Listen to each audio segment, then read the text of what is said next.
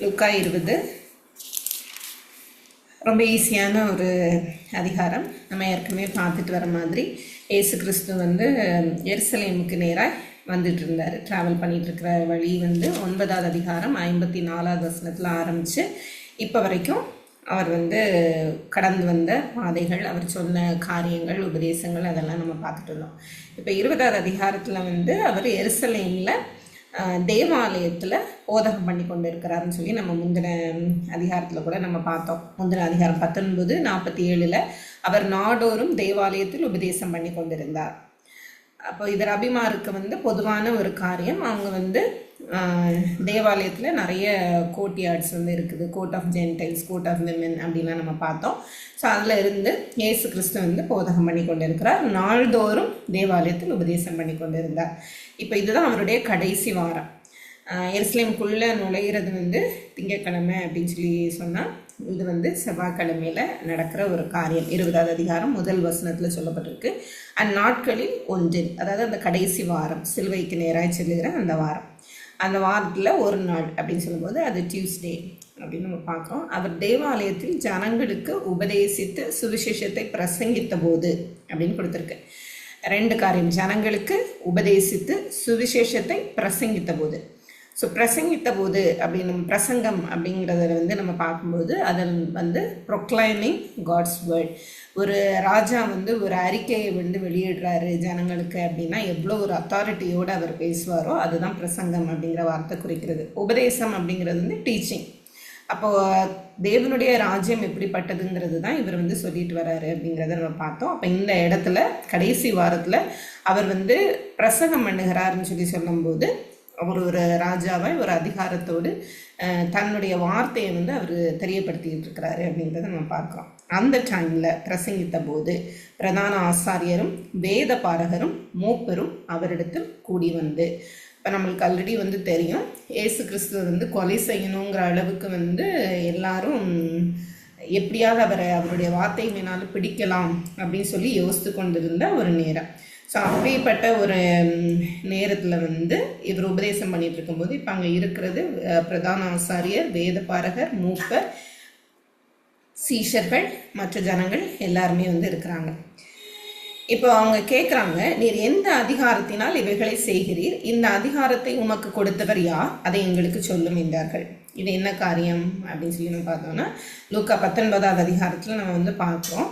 அவர் தேவாலயத்துக்கு போய் 45வது வசனத்தில் பிரவேசித்து உள்ள என்டர் பண்ணி அதிலே விற்கிறவர்களையும் கொள்ளுகிறவர்களையும் புறம்பே துரத்த தொடங்கி என்னுடைய வீடு ஜெப வீடாய் இருக்கிறது என்று எழுதியிருக்கிறது, நீங்களோ அதை கள்ளர் புகையாக்கினீர்கள் என்றார்.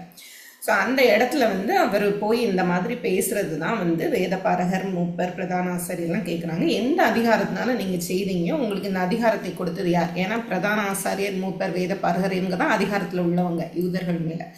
அப்போ அவங்கெல்லாம் இயேசு கிறிஸ்துவை ஏற்றுக்கொள்ளவே இல்லை. அப்படிங்கிற பட்சத்தில் நீங்கள் எந்த அதிகாரத்தில் இதை செய்கிறீங்க? உங்களுக்கு இந்த அதிகாரத்தை கொடுத்தது யார் அப்படின்னு சொல்லி அவரை வாயிலிருந்தே பிடிக்கும்படியாக அவர்கிட்ட கேட்குறாங்க. அவர்களுக்கு அவர் பிரதித்திரமாக, நானும் உங்களிடத்தில் ஒரு காரியத்தை கேட்கிறேன், அதை எனக்கு சொல்லுங்கள்.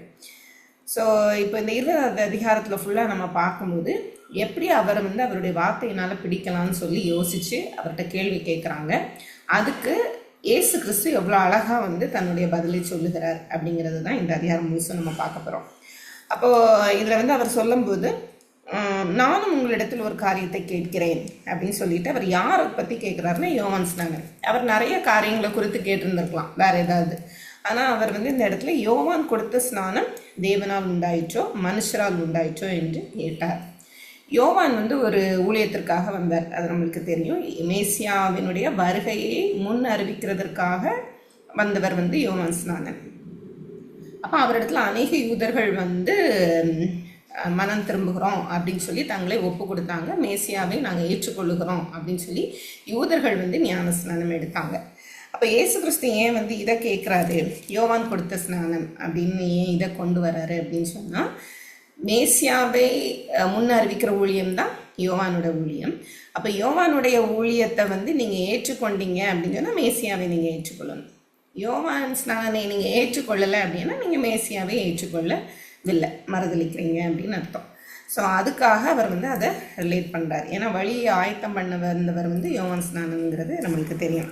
அங்கே இருக்கிறவங்களுக்கும் தெரியும் மேசியா வருவார் அப்படின்னு சொன்னால் அதற்கு முன்பாக வழியை ஆயத்தம் பண்ணுகிறவர். எப்படி ஒரு ராஜா வர்றதுக்கு முன்னாடி வழியை ஆயத்தம் பண்ணுவாங்களோ, இங்கே மேசியா என்னும் ராஜா வர்றதுக்கு முன்னாடி வழியை ஆயத்தம் பண்ணுகிறது யார் அப்படின்னா யோவான் ஸ்நானகன். இது பழைய ஏற்பாடை கற்று அறிந்து எல்லாருக்குமே தெரியும். அப்போ இங்கே இருக்கிற பரிசேயர், ஆசாரியர், பிரதான ஆசாரியர், வேத பாரகர் எல்லாருக்குமே அது தெரிஞ்சிருக்கும். அதனால் அவர் வந்து யோவான் ஸ்நானன் எடுக்கிறார். அவர்கள் தங்களுக்குள்ளே யோசனை பண்ணி தேவனால் உண்டாயிற்று என்று சொல்வோமானால் பின்ன ஏன் அவரை விசுவாசிக்கவில்லை என்று கேட்பார். யோவான் கொடுத்த ஸ்நானம் வந்து தேவனால் உண்டாயிற்றுங்கிறது எல்லாருக்குமே தெரியும், இவங்களுக்கும் தெரியும், சக ஜனங்கள் அங்கே இருக்கிற யூதர்களுக்கும் வந்து தெரியும். அப்போ தேவனால் உண்டாயிற்று அப்படின்னு சொல்லி நம்ம ஆன்சர் பண்ணோம் அப்படின்னு சொன்னால் நீங்கள் ஏன் அவரை விசுவாசிக்கலை அப்படின்னு இயேசு கிறிஸ்து கேட்க வாய்ப்பு இல்லை, கேட்பார் அவர். அப்படிங்கிறப்ப மேசியாவே அவங்க விசுவாசிக்கலை அப்படிங்கிற ஒன்று வந்துடும். அடுத்து மனுஷரால் உண்டாயிற்று என்று சொல்வோமானால் ஜனங்கள் எல்லாரும் யோவானை தீர்க்கதரிசி என்று எண்ணுகிறபடினா நம்மை கல்லறிவார்கள். ஏன்னா ஏகப்பட்ட ஜனங்கள் வந்து இப்போ இயேசு கிறிஸ்துவையும் அண்டி இருக்கிறாங்க. யோவான் ஸ்நானன் இருக்கும்போதும் அநேக ஜனங்கள் வந்து அவரிடத்துல ஞான ஸ்நானம் பெற்றுக்கொண்டாங்க அப்படின்னு சொல்லி நம்ம பார்க்கிறோம். அப்போ ரெண்டுமே அவங்களால சொல்ல முடியாது. ஸோ இயேசு கிறிஸ்து அப்படிப்பட்ட ஒரு கேள்வியை கேட்டு அவங்க பதில் சொல்ல முடியாத அளவுக்கு அவர் வந்து பண்ணுகிறார். அது யாரால் உண்டாயிற்றோ எங்களுக்கு தெரியாது என்று பிரதித்திரம் சொன்னார்கள்.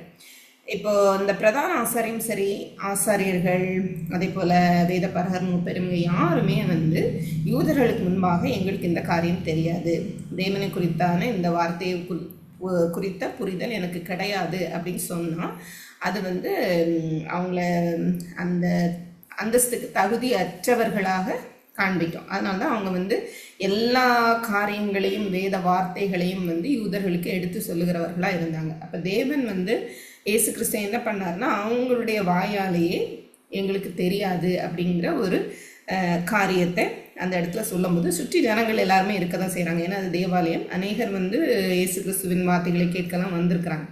அப்படிங்கிறப்ப எங்களுக்கு தெரியாதுங்கிற ஒரு வார்த்தை வந்து அவங்களுக்கு கொடுக்கப்பட்ட கனம். இப்போ ஒரு டீச்சர் வந்து எல்லா கொஸ்டினுக்கும் ஆன்சர் பண்ணும்போது அந்த டீச்சருக்கு ஸ்டூடெண்ட்ஸ் மத்தியில் ஒரு நல்ல ஒரு புரிதல் இருக்கும்.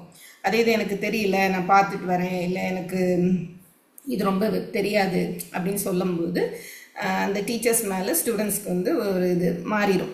அவங்களுக்கு எல்லாம் தெரியும் அப்படிங்கிற ஒன்று தான் வந்து ஸ்டூடெண்ட்ஸ் விரும்புவாங்க. இப்போ அப்படி ஒரு சாதாரண ஒரு டீச்சர் ஸ்டூடெண்ட் ரிலேஷன்ஷிப்லேயே அப்படி இருக்கும்போது இந்த இடத்துல ரபிமார், போதகர், பிரதான ஆசாரியர் இவங்கெல்லாம் யாருன்னா யூதர்களால் ரொம்ப உயர்வாக கருதப்படுகிறவர்கள். நம்மெல்லாம் ஒன்றும் படிக்கலாம், அவங்க தான் தேவ வார்த்தையை கற்றறிந்தவர்கள் அப்படிங்கிற ஒரு அந்தஸ்து பெற்றவங்க. இப்போ அவங்க வந்து எங்களுக்கு தெரியாது அப்படின்னு சொல்கிற அளவுக்கு தேவன் ஒரு சிச்சுவேஷனை ஏற்படுத்தி கொடுக்குறார். அப்பொழுது இயேசு நானும் இன்ன அதிகாரத்தினால் இவைகளை செய்கிறேன் என்று உங்களுக்கு சொல்லேன் அப்படின்னு சொல்கிறார். எனக்கும் தெரியாதுன்னு அவங்க சொல்லலை. அவர் என்ன சொல்கிறாருன்னா என்ன அதிகாரம்னு அவருக்கு தெரியும். இப்போது அதே அதிகாரத்தை வைத்து தான் அவர் வந்து மறு கேள்வி ஒன்று கேட்டு அவங்க பேசக்கூடாதபடிக்கு எல்லாத்தையும் பண்ணிட்டார். அப்போ இயேசு சொல்கிறார் நானும் இன்ன அதிகாரத்தினால் இவைகளை செய்கிறேன் என்று உங்களுக்கு சொல்லேன் அப்படின்னு சொல்லும்போது நீங்கள் காரியத்தை அறிந்து நான் தான் மேசியா என்பதை உங்களுடைய பழைய ஏற்பாடு எல்லாமே உங்களுடைய ஆகமங்கள் நீங்கள் படிக்கிற எல்லா ஆகமங்களையும் தெரியுது, ஆனால் நீங்கள் அதை சொல்ல மாட்டேங்கிறீங்க. அப்போ நானும் உங்களுக்கு எந்த அதிகாரத்தினாலும் இதை செய்கிறேன் என்று சொல்லேன் அப்படின்னு சொல்லி சொல்கிறார். ஸோ 1-8 வரைக்கும் ஒரு சேலஞ்ச் வந்து அவர் வந்து ஃபேஸ் பண்ணுறாரு. அதை வந்து அவர் க்ளீனாக சால்வ் பண்ணுறார். ஸோ இந்த இடத்துல வந்து 3 விதமான அட்டாக் இயேசு கிறிஸ்து மேலே வருகிறது. முதல்ல வந்து என்ன அப்படின்னு சொன்னால் ஒரு ரிலீஜியஸ் அட்டாக். உங்களுக்கு வந்து இந்த அதிகாரத்தை கொடுத்தது யாருன்னு சொல்லி சொன்ன ஒரு பதில். இன்னொன்று வந்து அடுத்து இந்த ஓமை முடிஞ்சதுக்கப்புறம் அடுத்த ஒரு அட்டாக் வரதை நம்ம பார்க்குறோம். அப்போ அடுத்து வந்து அவர் இயேசு கிறிஸ்து என்ன பண்ணுறார், ஒரு ஓமையை சொல்வார். இவர்களை குறித்து ஜனங்களுக்கு தெரிய வரும் வண்ணமாக அவர் வந்து ஒரு ஓமையை சொல்வார். அது நம்மளுக்கு ரொம்ப தெரிஞ்ச ஒரு ஈஸியாக புரிகிற ஒரு ஓமை. பின்பு அவர் ஜனங்களுக்கு சொல்ல தொடங்கின ஓமையாவது, ஒரு மனுஷன் ஒரு திராட்சை தோட்டத்தை உண்டாக்கி அதை தோட்டக்காரருக்கு குத்தகையாக விட்டு நெடுநாளாக போயிருந்தான் அப்படின்னு சொல்லும்போது இங்கே இருக்கிற லீடர்ஸ், இஸ்ரேலுடைய லீடர்ஸ்க்கு வந்து அதை கொடுத்துட்டு தேவன் வந்து ஒப்படைத்திருக்கிறார் அப்படிங்கிறத பார்க்கிறோம். அந்த தோட்டக்காரர் திராட்சை தோட்டத்தின் கனிகளில் தன் பாகத்தை கொடுத்து அனுப்பும்படி பருவ காலத்திலே அவர்களிடத்தில் ஒரு ஊழியக்காரனை அனுப்பினான். அந்த தோட்டக்காரர் அவனை அடித்து வெறுமையாக அனுப்பிவிட்டார்கள். நம்ம பழைய ஏற்பாட்டிலேருந்து பார்க்கும்போது அநேக இடங்களில் வந்து தேவனாகிய கர்த்தர் தம்முடைய வார்த்தையை தீர்க்கதரிசிகள் மூலமாக அனுப்புகிறார். அதுதான் இந்த இடத்துல வந்து சொல்லப்படுகிறது. அப்போ அவங்க என்ன பண்ணுறாங்கன்னா, ஒவ்வொரு தடவையும் தீர்க்கதரிசிகள் பழைய ஏற்பாட்டின் காலத்துலேருந்து ராஜாக்களாக இருந்தாலும் சரி, ஆசாரியர்களாக இருந்தாலும் சரி, எல்லாருமே வந்து தேவனை நிராகரித்துட்டு வர்றதை வந்து கண்டினியூஸாக நம்ம ஹிஸ்ட்ரியில் பார்த்துட்டே வரோம். இப்போ இவர் வந்து சொல்கிறார், பின்பு அவன் வேறொரு ஊழியக்காரனை அனுப்பினான், அவனையும் அவர்களை அடித்து அவமானப்படுத்தி. ஸோ ரிப்பீட்டடாக இது வந்து ஹிஸ்ட்ரியில் நடந்துகிட்டே வருது. அவன் 3ஆம் தரமும் ஒரு ஊழியக்காரனை அனுப்பினான், அவனையும் அவர்கள் காயப்படுத்தி துரத்தி விட்டார்கள். அப்பொழுது திராட்சை தோட்டத்தின் எஜமான், நான் என்ன செய்யலாம்? எனக்கு பிரியமான குமாரனை அனுப்பினால் அவனை ஆகிலும் கண்டு அஞ்சுவார்கள் என்று சொல்லி அவனை அனுப்பினான். இது இயேசு கிறிஸ்துவை குறிக்கிறது. அப்போ மாற்றி மாற்றி தீர்க்கதரிசிகள் வராங்க. கடைசியாக தேவன் என்ன பண்ணுகிறார் அப்படின்னு சொன்னால் இயேசு கிறிஸ்துவை அனுப்புகிறார். தோட்டக்காரர் அவனை கண்டபோது, அதாவது இப்போ இருக்கிற பிரதான ஆசாரியர் இவங்கெல்லாம் யூதர்கள் மேலே தலைமை இடத்துல இருக்கிற எல்லாருமே என்ன பண்ணுறாங்க அப்படின்னா, இவன் சுதந்திரவாளி, சுதந்திரம் நம்முடையதாகும்படிக்கு இவனை கொல்வோம் வாருங்கள் என்று ஒருவரோடு சொல்லிக்கொண்டு அவனை திராட்சை தோட்டத்திற்கு புறம்பே தள்ளி கொண்டு போட்டார்கள். இப்படி இருக்க திராட்சை தோட்டத்தின் எஜமான் அவர்களை என்ன செய்வான்? அப்போ அவங்க நிராகரிக்கிறாங்க. இனிமே அடுத்த சிலுவையில் வந்து இவரை கொடுக்க போகிறாங்க அப்படிங்கிறத அவர் தெரிந்து அவர் வந்து இப்படி சொல்கிறார், அவனை திராட்சை தோட்டத்திற்கு புறம்பே தள்ளி அப்படின்னு சொல்லும்போது இஸ்ரவேல் ஜனங்கள் வந்து அவரை வெறுத்து இஸ்ரவேலிருந்தே வெளியில் தள்ளுறதை வந்து நம்ம இதில் வந்து பார்க்குறோம். அவன் வந்து அந்த தோட்டக்காரரை சங்கரித்து திராட்சை தோட்டத்தை வேறு தோட்டக்காரரிடத்தில் கொடுப்பான் அல்லவா? அப்போது யூதர்கள் நிராகரிக்கிறாங்க மேசியாவை, தேவனுடைய குமாரனை. அப்போது தேவன் என்ன பண்ணுகிறார் அப்படின்னு சொன்னால் இஸ்ரவேல் யூதர்களை வந்து அழிக்கிறாரு. ஒரு நியாய தீர்ப்பு அவங்க மேலே வருகிறது. அதுக்கப்புறம் சுவிசேஷம் எங்கே போகுதுன்னா புறஜாதிகளுக்கு போகுது 70வது AD மேலே. அதை தான் வந்து தேவன் இந்த இடத்துல காண்பிக்கிறார். இப்போ சங்கரித்து திராட்சை தோட்டத்தை வேறு தோட்டக்காரரிடத்தில் அப்படின்னா யூதர்கள் அல்லாதவர்களிடத்தில் சுவிசேஷம் செல்லுகிறது. அவர்கள் அதை கேட்டு அப்படி ஆகாதிருப்பதாக என்றார்கள். ஏன்னா அவங்கள பொறுத்த வரைக்கும் அவங்களுக்கு தான் தேவன், அவங்கள தான் தேவன் தெரிந்து கொண்டார், அவங்க தேவனால் தெரிந்து கொள்ளப்பட்ட ஜனம் அப்படிங்கிறத உண்மையாக இருந்த பரிசுத்தவான்கள் எத்தனையோ பேர் வந்து வைராக்கியமாக அநேக இடங்களில் சொல்லுகிறத வந்து நம்ம பழைய ஏற்பாட்டில் பார்க்குறோம். அப்பொழுது அவர் அவர்களை பார்த்து, வீடு கட்டுகிறவர்கள் ஆகாதென்று தள்ளின கல்லே மூளைக்கு தலைக்கல்லாயிற்று என்று எழுதியிருக்கிற வேத வாக்கியத்தின் கருத்து என்ன? அந்த கல்லின் மேல் விழுகிறவன் எவனோ அவன் நொறுங்கி போவான், அது எவன் மேல் விழுமோ அவனை நசுக்கி போடும் என்றார். அப்போ வீடு கட்டுகிறவர்கள் ஆகாதென்று தள்ளின கல்லே மூளைக்கு தலைக்கல்லாயிற்று அப்படிங்கிறது வந்து அவங்க எல்லாருக்கும் தெரிஞ்ச ஒரு சங்கீதம். ஏற்கனவே நம்ம வந்து பார்த்துருக்குறோம். சங்கீதம் 118 வந்து நன்றி சொல்லி பாடுகிற ஒரு சங்கீதம். அப்போ அதில் தான் கர்த்தருடைய நாமத்தினாலே வருகிறவர் ஸ்தோத்திரிக்கப்பட்டவர் அப்படிங்கிற வார்த்தையெல்லாம் வருகிறது.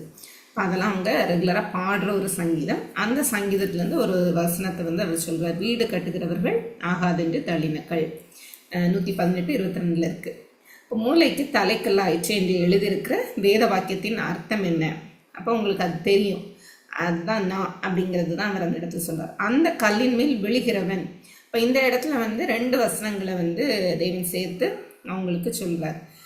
ஒன்று என்ன அப்படின்னா ஏசாயாவில் இருக்கிறது, இன்னொன்று வந்து தானியேலில் இருக்கிறது. அப்போது ஏசாயாவில் வந்து நம்ம பார்க்குறோம் 51வது அதிகாரம் 14-15 வந்து நம்ம பார்க்குறோம், கல்லின் மேல் விழுகிறவன் எவனோ அவன் நொறுங்கி போவான். அதாவது யாரெல்லாம் இப்போ இயேசு கிறிஸ்து அந்த இடத்துல தான் நிற்கிறாரு, ஒரு கல் மாதிரி அவர் வந்து நிற்கிறாரு அப்படின்னு சொன்னால், அவர்கிட்ட வந்து இவங்க எல்லாரும் எதிர்த்து நிற்கிறாங்க. இவங்க எல்லாருமே வந்து எவ்வளோதான் எதிர்த்து நின்னாலும் தேவனை அவங்களால ஜெயிக்க முடியாது, வார்த்தைகளில் பிடிக்க முடியாது அப்படிங்கிறது தான் வந்து அவங்க விழுந்து போகிறாங்க, இடர்றாங்க, இல்லை தேவனுடைய சுவிசேஷத்தை நிராகரிக்கிறாங்க அப்படிங்கிற மாதிரி அதை எடுத்துக்கொள்ளலாம். அது எவன் மேல் விழுமோ அப்படின்னு சொல்லும்போது தானியேலில் நேபுகாத் நேச்சருடைய அந்த ட்ரீமில் நம்ம பார்க்குறோம். கடைசியில் ஒரு கல் வந்து எர்த்லி கிங்டம்ஸ் எல்லா உலகத்தில் இருக்கிற ராஜ்யங்கள் எல்லாவற்றையும் அழித்து அது வந்து ஸ்திரமாக நிற்கிறத நம்ம வந்து பார்க்குறோம். அப்போ அதை வைத்து அவர் வந்து சொல்கிறார், அது எவன் மேல் விழுமோ அவனை நசுக்கி போடும் அப்படின்னு சொல்லும்போது ஃபைனல் ஜட்ஜ்மெண்ட் ஒன்று இருக்குது. இப்படியே நீங்கள் கண்டினியூ பண்ணிகிட்டே இருந்தீங்க அப்படின்னு சொன்னால் அந்த ஃபைனல் ஜட்ஜ்மெண்ட்டில் நீங்கள் வந்து ஆக்கினைக்கு எதுவாக தீர்க்கப்படுவீங்க அப்படிங்கிறது வந்து சொல்கிறார். அப்போது இந்த வசனம் புரிந்திருக்கும்னு நினைக்கிறேன். இந்த 2 காரியங்களை வச்சு அவர் ஒரு ரபியாக இருக்கிறதுனால அவங்களுக்கு இந்த மாதிரி சொல்றார். சொன்ன உடனே பிரதான ஆசாரியரும் வேதபாரகரும் தங்களை குறித்து இந்த உவமையை சொன்னார் என்று அறிந்து அந்த நேரத்தில் அவரை பிடிக்க வகை தேடியும் ஜனங்களுக்கு பயந்திருந்தார்கள். ஏன்னா தேவாலயத்துக்குள்ள நிற்கிறாரு. அநேக ஜனங்கள் வந்து இப்போ கீழே கூட நம்ம பார்த்தோம், அவர்கள் அதை கேட்டு அப்படி ஆகாதிருப்பதாக என்றார்கள் அப்படின்னு பார்க்கலாம். ஜனங்கள்லாம் சொல்கிறாங்க. அப்போ அப்படி இருக்கிறப்போ வந்து அநேகர் இயேசு கிறிஸ்துவை ஏற்றுக்கொண்டு இருக்கிறாங்க அந்த கூட்டத்தில். அப்போ இப்போ வந்து நம்ம இது பண்ணோம் அப்படின்னு சொன்னால் ஒரு கலவரம் ஆயிரும் அப்படின்னு சொல்லிட்டு அவங்க பயந்திருந்தார்கள் பார்க்கலாம். அவர்கள் சமயம் பார்த்து தேசாதிபதியின் ஆளுகைக்கும் அதிகாரத்துக்கும் அவரை ஒப்பு கொடுக்கும்படி, இதுதான் ரெண்டாவது அட்டாக். ரெண்டாவது என்ன அட்டாக்னா பொலிட்டிக்கல் அட்டாக். எப்படி ராயனுக்கு விரோதமாக ஏதாவது பண்ணால், ஃபஸ்ட்டு ரிலீஜியஸ் அட்டாக் பார்த்தோம். அது தேவன் வந்து தன்னுடைய வார்த்தையும் அவருடைய அதிகாரத்தையும் அவர் அதில் காண்பிக்கிறாரு. அவங்களே அவங்களுடைய வாயால் எங்களுக்கு இது தெரியாதுன்னு சொல்கிற மாதிரி நடந்துச்சு. இப்போ ரெண்டாவது வந்து என்ன அப்படின்னா 20லேருந்து 26வது வசனத்தில் வரைக்கும் பார்க்கும்போது அடுத்த அட்டாக் என்னென்னா பொலிட்டிக்கல் அட்டாக். அதாவது ரோம ராஜ்யத்திற்கு அகெயின்ஸ்டாக இவரை பேச வச்சு இவரை வந்து பிடிச்சிடலாம் அப்படின்னு சொல்லிட்டு. அப்போ அவங்க என்ன பண்ணுறாங்க, அவருடைய பேச்சிலே குற்றம் கண்டுபிடிக்கலாம் என்று தங்களை உண்மை உள்ளவர்களாய் காண்பிக்கிற வேவுகாரரை அவரிடத்தில் அனுப்பினார்கள். ஒரு சிலரை வந்து அவங்க ஏற்படுத்தி அவர்கிட்ட வந்து அனுப்புறதை நம்ம பார்க்குறோம். அவங்கெல்லாம் மேக்சிமம் வந்து இவங்ககிட்ட கீழே படித்திருந்த வாலிபர்களாக கூட இருக்கலாம். அப்போ அவர்கள் வந்து, போதகரே, நீர் நிதானமாய் பேசி உபதேசிக்கிறீர் என்றும் முகதாட்சியம் இல்லாமல் தேவனுடைய மார்க்கத்தை சத்தியமாய் போதிக்கிறீர் என்றும் அறிந்திருக்கிறோம். இவங்க வந்து உண்மையை சொல்லலை, இவங்க அவரை வந்து வசப்படுத்துகிறதா நினச்சிக்கிட்டு, அவரை ஒரு மனிதன் போல நினச்சிக்கிட்டு இவங்க வந்து அவரை ப்ரைஸ் பண்ணி பேச ஆரம்பிக்கிறாங்க. அப்போ ஒரு கேள்வி கேட்குறாங்க, ராயனுக்கு வரி கொடுக்கிறது நியாயமோ அல்லவோ எங்களுக்கு சொல்லும் என்று கேட்டார்கள். அவர்களுடைய தந்திரத்தை அவர் அறிந்து, நீங்கள் என்னை ஏன் சோதிக்கிறீர்கள்? அப்போ இயேசு கிறிஸ்து வந்து, நீங்கள் எவ்வளோதான் பூசி மொழி அப்படி என்ன பேசினாலும் உங்களுடைய தந்திரம் எனக்கு தெரியுது அப்படிங்கிறத வந்து அவர் சொல்கிறத பார்க்கலாம். அப்போ அவரிடத்துல வந்து ராயனுக்கு வரி கொடுக்கறது நியாயமா? இப்போ ராயனுக்கு வரி கொடுக்கறது நியாயம் அப்படின்னு சொன்னால் இவர் வந்து ரோம ராஜ்யத்துக்கு சப்போர்ட் பண்ணுறாருன்னு வந்துடும். மேசியா யார்? ரோம ராஜ்யத்துக்கு அகெயின்ஸ்டாக எழும்பக்கூடியவர்னு யூதர்களால் நம்பப்படுகிறவர். ஏன்னா யார் வந்து யூதர்களை ஒடுக்குறாங்களோ அவங்ககிட்ட இருந்து மேசியா வந்து விடுவிப்பார் அப்படிங்கிறது தான் அவங்களுடைய புரிதல். அப்படி தான் பழைய ஏற்பாட்டில் எல்லாம் சொல்லிட்டு வருது. அப்படிங்கிறப்போ அவங்க இப்போ என்ன யோசிச்சுட்டு இருக்கிறாங்க, ரோம ராஜ்யம் வந்து யூதர்களை ஒடுக்கி கொண்டு இருக்கிறது, மேசியாவானவர் என்ன பண்ணுவார், அவங்கள ரோம ராஜ்யத்திலேருந்து விடுவிப்பார் அப்படிங்கிறது அவங்களோட புரிதல். ஆனால் இப்போ இந்த இடத்துல ராயனுக்கு வரி கொடுக்கறது நியாயம் அப்படின்னு சொன்னால் இவர் ரோமருக்கு சப்போர்ட் பண்ணுறதா ஆயிடும். ராயருக்கு வரி கொடுக்கறது நியாயம் இல்லை அப்படின்னு சொல்லிட்டா இவரை பிடிச்சிடலாம். ஏன்னா இவர் வந்து ராயருக்கு அகெயின்ஸ்டாக பேசிட்டாரு அப்படின்னு சொல்லிட்டு. ஸோ இந்த ரெண்டு இதையும் வச்சு இவங்க ஒரு கேள்வி கேட்கும்போது அவர் வந்து, ஒரு பணத்தை எனக்கு காண்பீங்கள், இதில் இருக்கிற சொரூபமும் மேலெழுத்தும் யாருடையது என்று கேட்டார். அதற்கு அவர்கள் ராயனுடையது என்றார்கள். இப்போ இதில் நம்ம வந்து பார்க்கணும், இது வந்து டினாரஸ் அப்படின்னு சொல்லி சொல்கிறாங்க அந்த பணம். அப்போ ஒரு பணத்தை எனக்கு காண்பீங்கள் அப்படின்னு சொல்லும்போது தேவாலயத்துக்குள்ளே வருகிறவர்கள் தேவாலயத்துக்கு காணிக்கையோ இல்லை வந்து பலி செலுத்துறதற்கு வந்து அந்த ஆடு மாடை வாங்குறவர்கள் என்ன பண்ணணும்னா சேக்கல், அந்த மணி தான் அவங்க வந்து கொடுக்கணும். கரன்சியில் வந்து டினாரேஸும் இருந்துச்சு, சேக்கல் இருந்துச்சு. சேக்கல் மட்டும்தான் தேவாலயத்துக்கு கொடுக்க வேண்டியது. இப்போ டெனாரியஸ் அப்படிங்கிறது வந்து என்ன அப்படின்னு சொன்னால் இந்த ரோம ராஜ்யத்தினுடைய ஒரு கரன்சி. இப்போது வரி கட்டுறவங்க வந்து நம்ம ஏற்கனவே பார்த்த மாதிரி மத்தேயுலாம் வந்து வரி வசூலிக்கிறவர், அதே போல் சகையு, இவரெல்லாம் வந்து யூதர்கள் எப்படி பார்த்தாங்க, ரொம்ப மோசமானவங்களா, திருடர்களை போல. ஏன்னா யூதர்கள் வந்து சப்போர்ட்டிவாக இல்லாமல் ரோமருக்கு போய் இவங்க யூதர்கள்ட்ட இருந்து காசை கலெக்ட் பண்ணி ரோமர்களுக்கு கொடுக்குறாங்கங்கிற ஒரு காரியம் வந்து ஆயக்காரர் மேலே இருந்தது. அப்படிங்கிறப்போ டேக்ஸ் கலெக்டர்ஸ் மேலே. ஸோ டேக்ஸ் கெட்டுறதும் அவங்க விருப்பப்படலை, டேக்ஸ் கலெக்டர்ஸ் எல்லாரையுமே வெறுத்தாங்க. இப்போ ராயனுக்கு வந்து டேக்ஸ் கொடுக்கறது சரியா தவறான ஒரு கேள்வி வைக்கும்போது உள்ளே வர்றவங்க எல்லாருமே வந்து இந்த டினாரியஸ் வச்சுருக்க மாட்டாங்க, சேக்கல் தான் வந்து வச்சுருப்பாங்களாம். அப்போ அந்த டினாரியஸ் வச்சுருக்கிறவங்க வந்து தேவாலயத்துக்குள்ளே வச்சுருந்தாங்க அப்படின்னு சொன்னால் அது ஐடலேட்ரிக்கு சமம். ஏன்னா அதில் வந்து சீசருடைய அந்த ராயனுடைய சொருபம் வந்து பொறிக்கப்பட்டு இருக்கிறது. அப்போ அது வந்து ஒரு விக்கிரகம் இது மாதிரி, அதனால அதை வந்து அவங்க வைத்திருக்க மாட்டாங்க.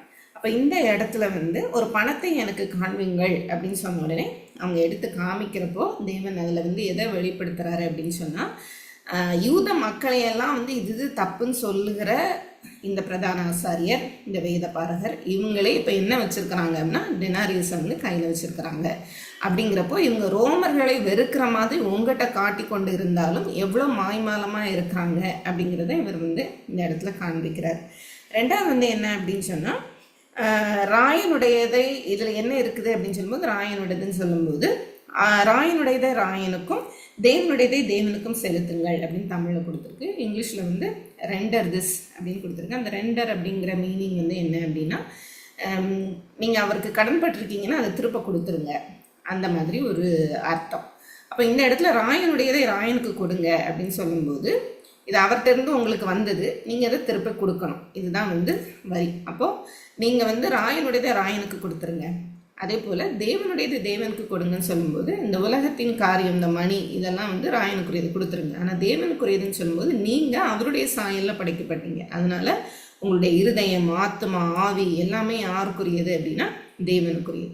அப்போ அதை நீங்கள் வந்து தேவனுக்கு செலுத்துங்க, உங்களை நீங்கள் தேவனுக்கு செலுத்துங்க அப்படின்னு சொல்லும்போது நிற்கிற இந்த மேசியாவை நீங்கள் புரிந்து கொள்ளுங்க அப்படிங்கிறது. நீங்கள் தந்திரமாய் வந்திருக்கிறீங்க, உங்களுக்கு நான் இப்போ பதிலும் வந்து சொல்லிட்டேன் அப்படின்னு. அப்போ ராயனுக்குரியதை ராயனுக்கு கொடுங்கள், தேவனுக்குரியதை தேவனுக்கு கொடுங்கன்னு சொல்லும்போது இவங்க நினச்சி வந்த காரியம் அங்கே நடைபெறல. ஒன்று, அவங்களுடைய மாய்மாலம் தான் வெளிப்பட்டது எல்லாருக்கும் முன்பாக. ரெண்டாவது வந்து என்ன அப்படின்னு சொன்னால், அவங்க நினச்ச காரியம் வந்து நடைபெறல. ஸோ அந்த ரெண்டாவது பொலிட்டிக்கல் அட்டாக்கையும் வந்து இயேசு கிறிஸ்து அழகாக வந்து முடிக்கிறத நம்ம பார்க்குறோம். அவர்கள் அவரை ஜனங்களுக்கு முன்பாக பேச்சிலே குற்றம் பிடிக்கக்கூடாமல் அவர் சொன்ன உத்தரவை குறித்து ஆச்சரியப்பட்டு மௌனமாக இருந்தார்கள். முதல்ல நம்ம பார்த்தோம் அவங்க வந்து பயந்துருந்தாங்க அப்படின்னு சொல்லி பார்த்தோம். இப்போ வந்து மௌனமாக இருந்தார்கள் அப்படின்னு பார்க்குறோம். இப்போ அடுத்த ஒரு குரூப் வராங்க, சதுசேயர். இந்த சதுசேயர் யார் அப்படின்னு சொன்னால் நம்மளுக்கு தெரியும், இவங்க வந்து ஆகமங்களை மட்டும்தான் வந்து நம்புவாங்க, ஏற்றுக்கொள்ளுவாங்க. மோசேயினுடைய ஆகமங்கள், 5 ஆகமங்கள், இவங்களை பொறுத்த வரைக்கும் வந்து தீர்க்க தரிசன புத்தகங்களோ இல்லை ஏஞ்சல்ஸ், ஹியூமன் ஸ்பிரிட்ஸ், ஆவி, இதெல்லாம் இவங்க ஏற்றுக்கொள்ள மாட்டாங்க. உயிர்த்தெழுதல் இதெல்லாம் வந்து இவங்க ஏற்றுக்கொள்ள மாட்டாங்க. இப்போது இவங்க அடுத்த ஒரு அட்டாக் வந்து கொண்டு வராங்க. இப்போ இவங்க கொண்டு வர ஒரு அட்டாக் என்ன அப்படின்னா, தியாலஜிக்கல் பாயிண்டில் ஒரு அட்டாக். வேத வார்த்தை தானே இவர் தேவனுடைய வார்த்தையை தானே வந்து இங்கே வெளிப்படுத்த வந்திருக்கிறார். அப்போ அதிலிருந்து ஒரு இவரை குற்றம் கண்டுபிடிக்கும்படியாக சதுசேயர் வராங்க. இப்போ அவங்க வந்து கேட்குறாங்க, இதுவும் நம்மளுக்கு தெரியும், போதகரே, ஒருவன் மனைவியுடையவனாக இருந்து பிள்ளைகள் இல்லாமல் இறந்து போனால் அவனுடைய சகோதரன் அவன் மனைவி விவாகம் பண்ணி தன் சகோதரனுக்கு சந்தானம் உண்டாக்க வேண்டும் என்று மோசே எங்களுக்கு எழுதி வைத்திருக்கிறாரே. இது தேவன் கொடுத்த கட்டளை தான். உபாகமம் 25:5 வந்து இருக்குது. அப்போ இதை அவங்க சொல்லி இவங்க என்ன பண்ணுறாங்க அப்படின்னு சொன்னால் ஒரு ஸ்டோரி கட்டுறாங்க. 7 பேர் இருந்தாங்களாம் சகோதரர். பாசிபிலிட்டியே கிடையாது பின்னாடி சொல்ல போகிற காரியங்கள். ஆனால் இவங்க வந்து அவரை எப்படி குற்றம் கண்டுபிடிக்கலாம் அப்படின்னு சொல்லி யோசிக்கிறாங்க அப்படின்னா, உயிர்த்தெழுதல் இல்லை, லாஜிக்கலாகவே வந்து ஒரு ரீசனிங் உங்களால் சொல்ல முடியாது இப்படி ஒரு இதுக்கு. ஸோ நாங்கள் நம்புகிற மாதிரி உயிர்த்தெழுதலோ மரணத்துக்கு பின்பாக ஒரு லைஃபோ கிடையாது அப்படிங்கிறத இவருடைய வாயிலிருந்து இவர் சொல்லணும். இப்போ இயேசு கிறிஸ்து இந்த உலகத்தில் வந்திருக்கிறார் அப்படின்னு சொல்லும்போது அவர் தேவன் அப்படிங்கிற ஒரு பெரிய ப்ரூஃபே என்னென்னா அவர் உயிர்த்தெழ போகிறார் அப்படிங்கிறது தான். ஸோ அவர் உயிர்த்தெழுந்து இன்றும் உயிரோடு இருக்கிறாருன்னு சொல்லும்போது தான் மற்ற இந்த உலகத்தில் எத்தனை தேவர்களை வந்து வழிபட்டு வந்தாலும் இவர் ஜீவன் உள்ளவர், நமக்கும் அதே ஜீவனை கொடுக்க வல்லவர் அப்படின்னு காமிக்கிறதுக்கு தான் இந்த இயேசு கிறிஸ்து உயிர்த்தெழுந்திருக்கிறத நம்ம பார்க்குறோம். ஸோ அவருடைய மரணம், சிலுவை அதில் முடிந்து போகலை. அவருடைய வெற்றி எதில் இருக்குது அப்படின்னு சொன்னால் உயிர்த்தெழுதலில் தான் இருக்குது. இப்போ அதை தான் இவங்க வந்து வராங்க. அப்போ அவர் வந்து இதில் வந்து சொல்கிறாங்க, சகோதரர் 7 பேர் இருந்தாங்க, ஒரு பெண்ணை விவாகம் பண்ணாங்க, பிள்ளை இல்லாமல் அந்த பெண் வந்து இறந்து போனால். அப்புறம் 2ஆம் சகோதரன் விவாகம் பண்ணுறாங்க, பிள்ளை இல்லை. இதே போல் 7 பேரையும் அவள் விவாகம் பண்ணி பிள்ளை இல்லாமல் இறந்து போனார்கள். எல்லாருக்கும் பின்பு அந்த ஸ்திரீயும் இறந்து போனார். இவ்விதமாய் 7 பேரும் அவளை விவாகம் பண்ணி இருக்க உயிர்த்தெழுதலில் அவர்களில் எவனுக்கு அவள் மனைவியாய் இருப்பாள் என்று கேட்டார்கள். இயேசு அவர்களுக்கு பிரதித்திரமாக, இந்த பிரபஞ்சத்தின் பிள்ளைகள் பெண் கொண்டும் பெண் கொடுத்தும் வருகிறார்கள், மறுமையும் மரித்தோரிலிருந்து எழுந்திருக்குதலையும் அடைய பாத்திரராக எண்ணப்படுகிறவர்களோ பெண் கொள்வதும் இல்லை பெண் கொடுப்பதும் இல்லை. அதாவது இட்டர்னல் லைஃப்பில் வந்து இந்த உலகத்தில் அது ஒரு நெசசிட்டி. ஏன்னா ஹியூமன் ரேஸ் வந்து அழிந்து போகாமல் இருக்கும்படியாக அவங்க பெருக வேண்டும் அப்படிங்கிறது தான் தேவன் இந்த உலகத்தில் கொடுத்த ஒரு காரியம். அப்போ மரணம், அதற்கப்புறம் ஒரு நியூ லைஃப் இருக்குது, அது மறிக்குது, இப்படி இதுதான் ஒரு சைக்கிளாக இருக்குது. ஆனால் இட்டர்னல் லைஃப் அப்படின்னு சொல்லும்போது அங்கே மரணம் அப்படிங்கிறது ஒன்று கிடையாது. ஸோ புதிய ஜீவன் ஒன்று கிடையாது. யாரெல்லாம் அங்கே கொடுத்துருக்கு, மறுமையையும் மரித்தோரிலிருந்து எழுந்திருக்குதலையும் அடைய பாத்திரம்.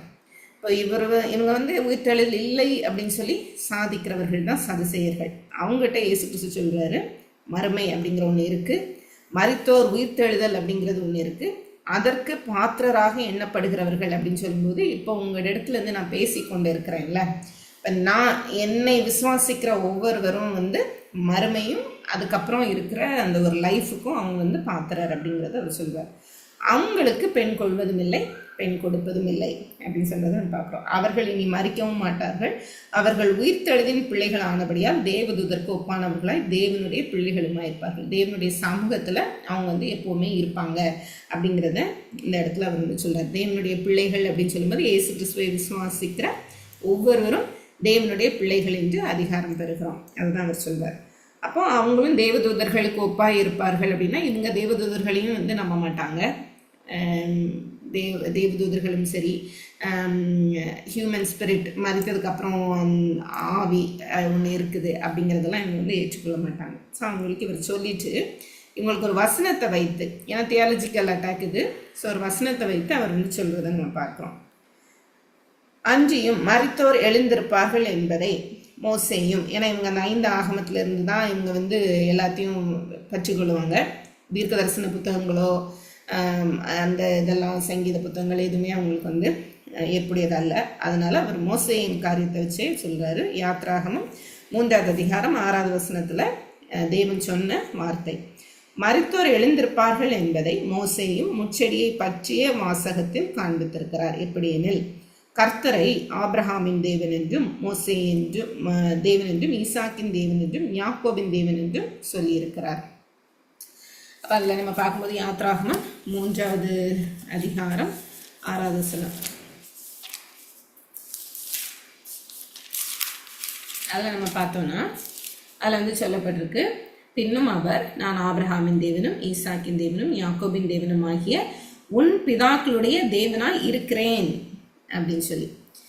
அவர்கள் மரித்து போனாங்க. மோசே வந்து பேசிகிட்டு இருக்கும்போது தேவனோடு வந்து மோசே பேசுகிற அந்த நேரத்தில் அந்த யாத்ராகமம் 3:6 இவங்க யாருமே இல்லை, ஆபிரகாம் இல்லை, ஈசாக் இல்லை, யாக்கோப் இல்லை. ஆனால் தேவன் அந்த இடத்துல சொல்கிறாரு, உன் பிதாக்களுடைய தேவனாய் இருக்கிறேன் அப்படின்னு சொல்லி ஒரு ப்ரெசன்ட் டென்ஸில் வந்து அவர் சொல்கிறத நம்ம பார்க்க முடியும்.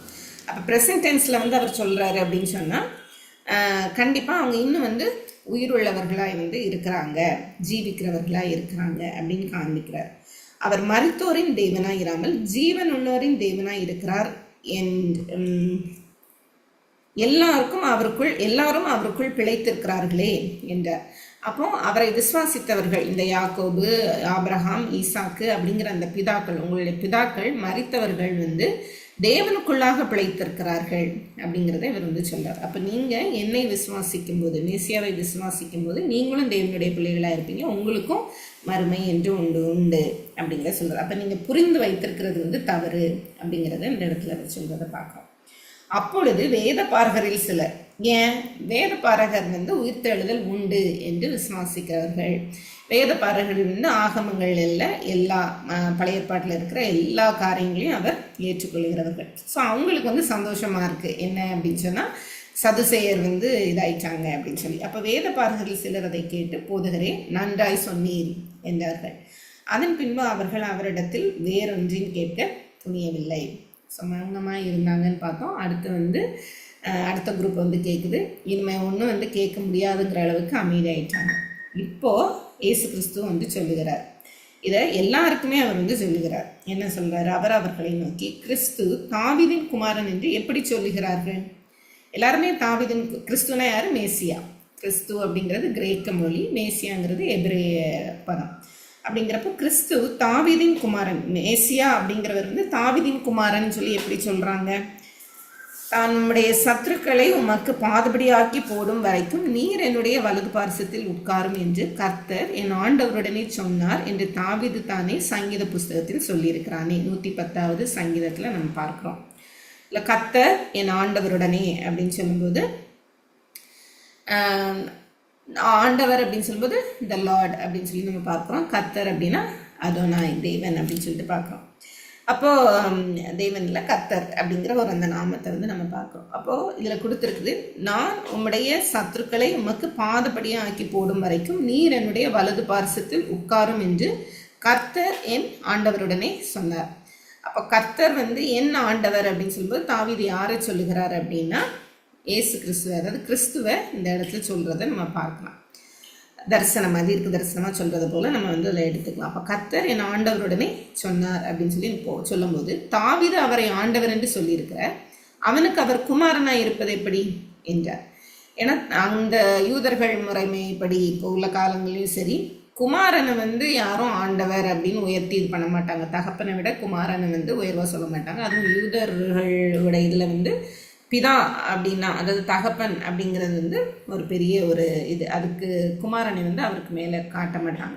அப்போ தாவீது அவரை ஆண்டவர் என்று சொல்லியிருக்க அவனுக்கு அவர் குமாரனாக இருப்பது எப்படி என்றார். பின்பு ஜனங்கள் எல்லாரும் கேட்கையில் அவர் தம்முடைய சீஷரை நோக்கி, ஸோ இப்போ நீங்கள் எல்லாருமே வந்து என்ன சொல்கிறீங்க அப்படின்னா தாவீதின் குமாரன் கிறிஸ்து அப்படின்னு சொல்லி சொல்கிறீங்க. இப்போ தாவீதின் குமாரன் கிறிஸ்துவானால் தாவீது அவரை ஆண்டவர் அப்படின்னு சொல்லியிருக்க எப்படி குமாரனாக இருக்க முடியும்? ஒரே ஒரு விதத்தில் தான் குமாரனாக இருக்க முடியும். எப்படி அப்படின்னு சொன்னால் தேவன் மனிதனாய் வந்தாதான். அப்போ இப்போ மேசியாவாக இருக்கிற நான் வந்து, அதாவது கிறிஸ்துவாக இருக்கிற நான், தேவன் நான் மனுஷனாக வந்து இருக்கிறேன் அப்படிங்கிறதுக்கு ஒரு பெரிய ப்ரூஃப் என்ன அப்படின்னா, நீங்கள் தாவீது அவர் பெரியவர்னு யோசிக்கிறீங்க, அவர் எழுதின அந்த சங்கீதத்தை நீங்கள் படிக்கிறீங்க, மேசியாவை தாவீதின் குமாரன் என்று சொல்கிறீங்க.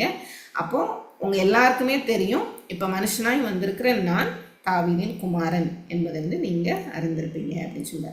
அப்போ ஒரு ஹியூமனாக அவரை வந்து பார்க்கும்போது தாவீதின் குமாரன், ஒரு காடை அவரை பார்க்கும்போது தாவீது அவரை ஆண்டவர் என்று அழைக்கிறத பார்ப்போம். அப்போ ரெண்டுமே வந்து அந்த இடத்துல வேலிட் ஆகிடுச்சு தாவீதினுடைய சங்கீதம் 110வது சங்கீதத்தில்.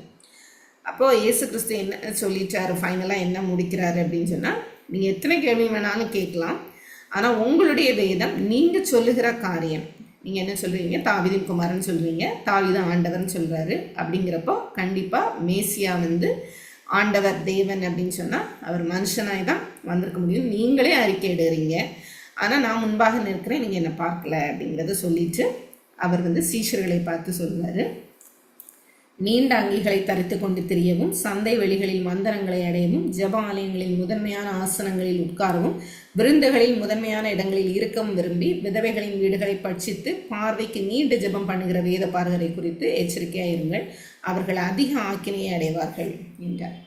சீஷர்களுக்கு மாத்திரம் இல்லை, சீஷர்களுக்கு சொல்கிறார், சீஷர்களை ஃபேஸ் பண்ணி அவர் சொல்கிறாரு, ஆனால் அங்கே எல்லாருமே இருக்கிறாங்க. அப்போ அவர் வந்து சொல்கிறாரு, நீண்ட அங்கிகளை தரித்து கொண்டு திரியவும். இதெல்லாம் வந்து பெருமைக்குரிய ஒரு காரியம். த சின்ஸ் ஆஃப் ப்ரைட், இவங்க பண்ணுற எல்லா வெளியரங்கமான காரியங்களும் வந்து அவர்கள் தாங்கள் தான் எல்லாம் அறிந்தவர்கள்ங்கிற ஒரு பெருமையை குறித்து காண்பிக்கிறது. அப்போ பெருமையுள்ளவர்களுக்கு தேவன் எதிர்த்து நிற்கிறார். அதனால அவர்களை குறித்து எச்சரிக்கையாக இருங்க. அவங்கெல்லாம் வேத வார்த்தையை சொல்கிறாங்கன்னு சொல்லிட்டு நீங்கள் வேத வார்த்தை என்ன அப்படிங்கிறத விட்டுறாதீங்க. இப்பொழுது உங்கள் முன்பாக நிற்கிற என்ன நீங்கள் விசுவாசிக்கிறதுக்கு இன்னும் கொஞ்சம் காலம்தான், அதனால் நீங்கள் ஏற்றுக்கொள்ளுங்க அப்படிங்கிறத அவர் சொல்கிறார்.